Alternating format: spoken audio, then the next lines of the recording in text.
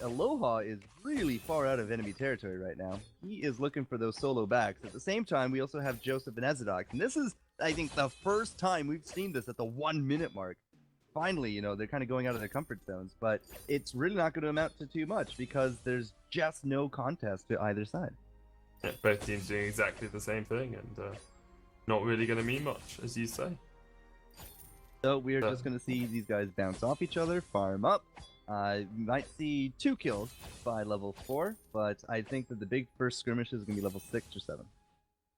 That's what we've seen throughout this entire series. They wait until level 6 or 7. Like, perhaps you get that one early kill and gets you a little bit of gold under your belt, but really not doing that much. Yeah, that's why I left 2 kills by the 4 minute mark, just in case somebody gets ganked in the mid. Both sides of Glaive, we can do the whole focus down the mid laner kind of idea.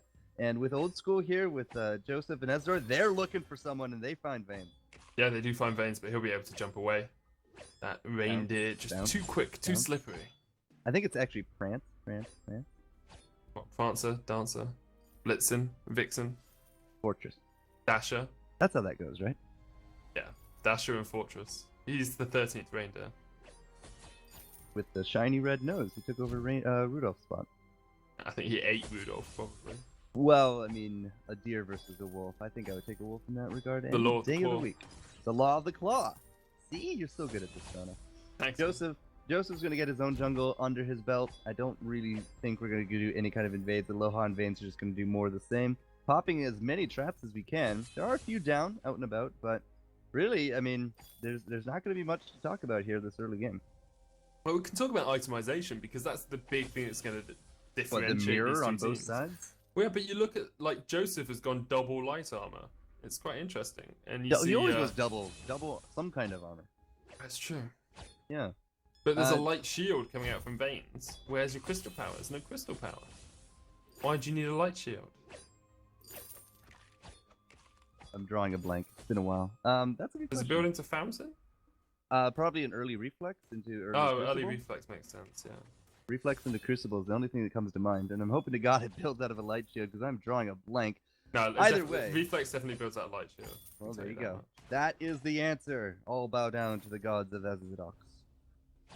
But, I mean, seriously, they're just going to farm for another... Well, there's the 4 minute mark, no kills. So, yeah, let's wait till 6 or 7 as the glaives pass each other like ships in the night in the jungle. Like glaives in the jungle. And like there's glaives our in the first jungle. Shiver Seal. First Shiver Seal for Blackfeather. Which Blackfeather? It was the NBO. Old School's not too far behind. This game is going to be pretty difficult to keep He's track not of. too far behind. It will be a mirror for it, but yeah, it'll take a little bit here. Vaynes now has that shield as well, so I'm definitely going with earlier Crucible. So Fountain into Crucible probably before Warhorns, because everybody has stuns that they don't want to deal with. Yeah. Oh, D'Enzio takes a bit of damage here, taking a bit of hurt. Vaynes as well, but I Love Joseph gone low already. D'Enzio quite low in that backline, and actually I Love Joseph will get taken out. Ezidox not on the right position of this fight anymore. He gets taken down as the last man standing for Excrucio. Velocity showing why they are the superior Glaive Fortress Blackfeather composition as they pick up the 8s. And that was Aloha with level 6. Ooh yeah. So level 6, I mean, he's taking the lead on that one. He had the ult. That's actually what got the kill at the very end. And a 5-minute turret. Now we're starting to talk a little bit here because Velocity has taken a big leap in gold. They're going to be looking at almost 2,000 by the time everything is settled. And a gold mine is probably not going to happen here, but if they can open themselves up to it in the next 2 minutes or so, they're going to get an immense gold payout out of it. Yeah, huge gold payout for them. And that's just item spikes as well. They had the Shiver Steals before that fight started, whereas there wasn't a Shiver Steal on Old School. You said the level 6 for Aloha, and it's little by little they took those advantages, and it's something we've seen Velocity actually do. It's something we saw TSM do in the 3rd, 4th place playoff as well. You got to take the small gold bits where you can, and those small gold bits pay off in these fights. Did Ezidox sell his light shield? Yes. Unless, does it build into Fountain? I feel like It's been a long day, man. I didn't think it built into Fountain, but he's got a Fountain now, and he had a light shield before. Yeah, it's totally Fountain. All right, rip us. It is Fountain, yeah. See, I told you it was Fountain, man. Terrible. You should listen to me. Yeah, I should. You're the doctor. I'm sorry, guys. I did not expect a game 5 out of this. I'm tickled pink that it is, but those light shields go into the fountains. Fine. I'm still standing by Crucibles later on. And Excrucio, they're down 3-0. They're not out, but they are hurting a little bit. 3,000 gold is almost the differential between them. It's a big gold lead already. They get a decent payout as well, and that will push it to 3,000 gold, as you say. It's pretty strong for them. Like, actually, I just realized Light Shield doesn't build into reflex block. That's great. I have an excuse. I'm sick, and this is I have an a excuse. long day. It's 3:30 in the morning. Not really much of an excuse. Feel free to roast as you guys please, but 3,000 gold. I mean, velocity. They are taking these little advantages, and now with that gold mine down, it's a fight. And I think Azadox is maybe not there. No, he's totally there. No, he's there. He's the one on half HP. He's running away. Yeah, but you saw that they backed off. They didn't know if Azadox had DC'd, and they're showing good sportsmanship. But it did rob them of a kill. It's good sportsmanship. They will be able to put some pressure onto this turret, though, and just back away, decide to go for the jungle camps instead. So it's a little bit of a lead. Blade already completed on Aloha. Shiver Steel on Dienzio, as you say. We've seen a lot more kills going on to Aloha instead of Dienzio in the last couple of games. I feel like they know that Dienzio is going to be the one who's focused down in these fights. It's what we saw in the last game. Like, he's the one that everyone focuses, and the kills just tend to go onto Aloha instead. Ezadok's going to get stunned into the wall. That's the kill. Nicely done by them. And then once again, Aloha picks it up. It doesn't go to Dienzio, so funneling the gold onto your glaive. Well, sort of. Kill gold versus farm gold. I would take a much more solid farmer than getting a few spotty kills here and there. So I would actually not be surprised to see Dienzio still ahead when it comes to the overall gains. But that being said, I mean, yeah, Aloha is getting these last hits. We are still getting assists for Dienzio. Remember, that's worth a little bit there as well. And when it comes down to these items, we are just starting to edge ahead just a little bit for velocity. It might be a mirror comp, but whoever can get to those tier breakpoints first is going to have a better advantage in some of these fights. Yeah, definitely is. And I think that we've got to the sort of point where if you're Excrucio, you feel that there's no way back into this game. I know that it sounds really preemptive, but you're in a mirror matchup. Like, unless you totally outplay your opponents, you can't win. That's the problem with mirror matchups in blind pick. Like, as soon as one team gets ahead, they're gonna win it, unless they make mistakes or the other team plays incredibly well. I don't know. I've seen people in chat calling Throzio or throw SM, TSM. Xenothrow, like, it can happen. It does happen, it can happen, and anything can happen here in a Game 5 blind pick. Another decent gold payout, though, does go to Velocity. Not saying that they're going to throw it, but at the slow and steady pace that they are continuing to accrue that advantage, it is looking good for them to actually solidify first place here in qualifier number 2. Yep, definitely going to be first place for them if they win this one out, which is, of course, quite important because you get the seeding into the Live Championships. But you know what's even more important? The fact that one of Velocity's already formed. There's the shutdown onto Aloha. Now they're going to try and target down Veins, but Dienzio doing a huge amount of damage. It's Dienzio versus I Love Joseph, and Dienzio's winning this one out. That Black Feather absolutely destroying I Love Joseph. Will try and just afterburn away. They switch positions. You don't see that one every day. Oh. But because of that, there is no ace. And because there's no ace, Dienzio is going to have a little bit of a harder time taking the turret. Not to say that he won't take the turret, but if it comes down to it, by the very end, if your glaive is standing against an enemy Blackfeather, you should probably be looking for an exit, because Blackfeather can block so much with those rose offensives, get a shield, and those are things that you just can't do with glaive. There's other things you just can't do with glaive, man.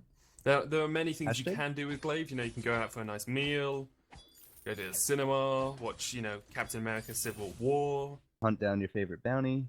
Yep, hunt down your favorite bounty, but you just can't get shields. It's a shame. Yeah. We do got a Bonesaw, though. And a Bonesaw and an Atlas Pauldron is going to come out here from Excrucio. It's, I mean, they got some kills. They got points on the board. In terms of the cash, though, they're still down 4,000, which means that they want to get some of these, some momentum got back into them. They got to just eliminate someone as quick as they can. They got to use the double weapon nature with some fantastic bursts in order to make it a 2v3. These longer, prolonged fights are just not going to be in their favor.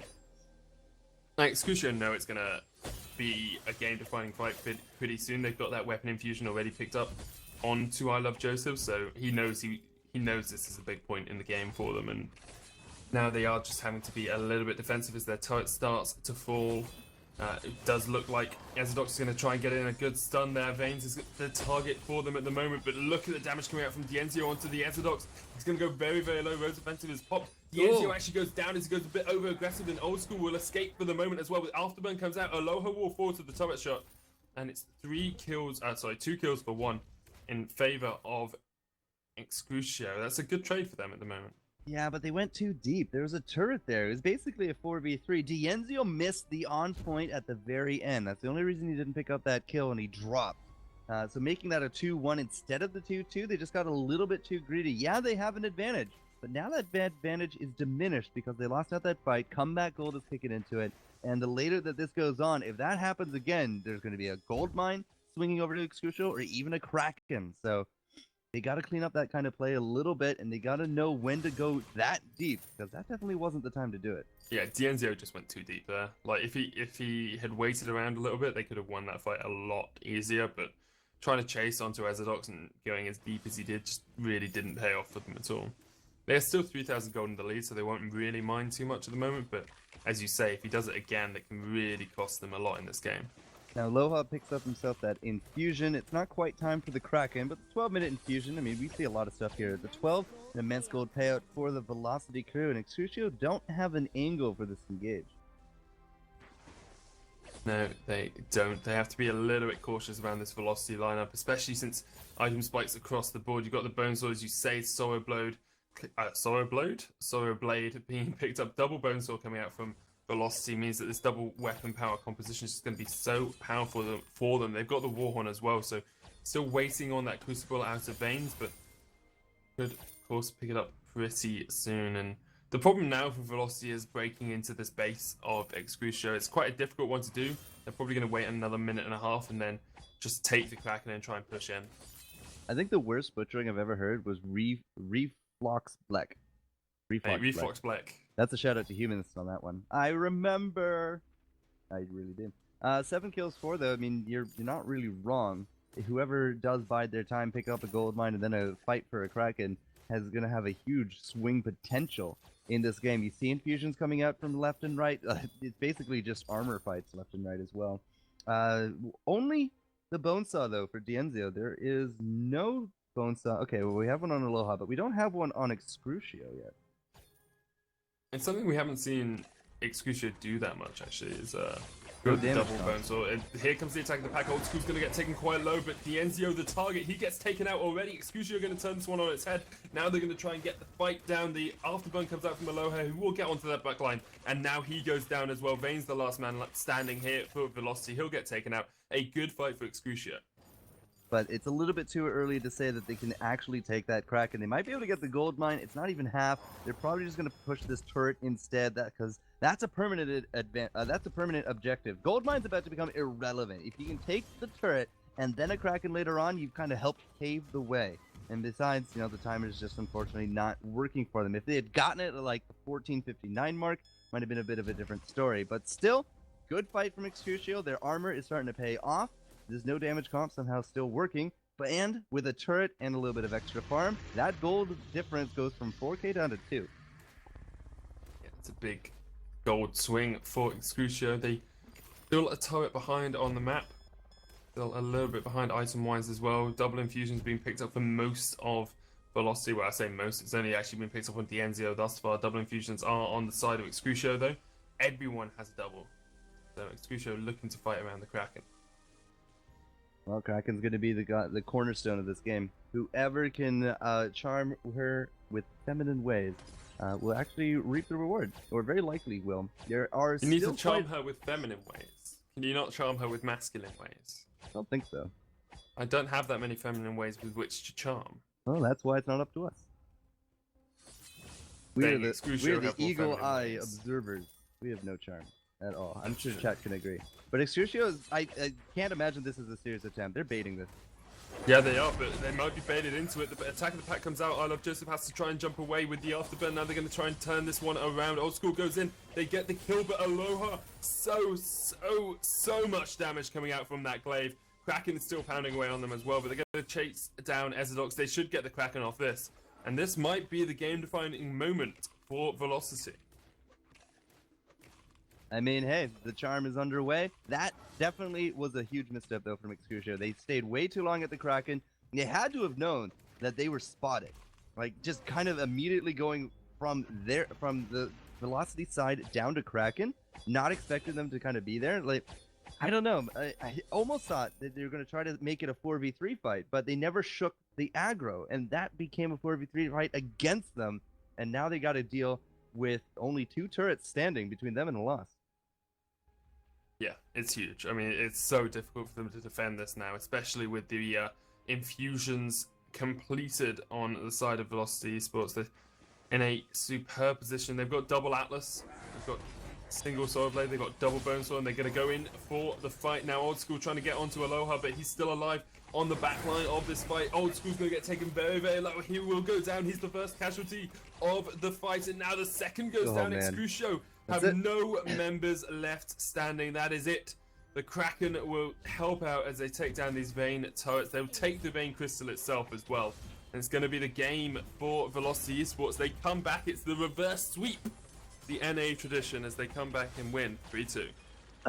When you have all that energy just turned upon on its head, and it's just now directed at you, it is a powerful thing. And Halcyon Hammers, as soon as they won that game number 3, they were able to ride that momentum to victory. Congratulations to them. They are number 1 seed here in qualifier number 2. Dienzio and crew finally getting a first place finish. No TSM to keep them down. Not to take away against Excrucio. Coming into this one, it's a new team. They had a sponsor, now they're sponsorless, but coming in and getting second place is definitely something that they can be happy with. Might not be first, but they are going to be, if I recall, at the championships, which means we are going to see Old School, I Love Joseph, and As the Dogs there along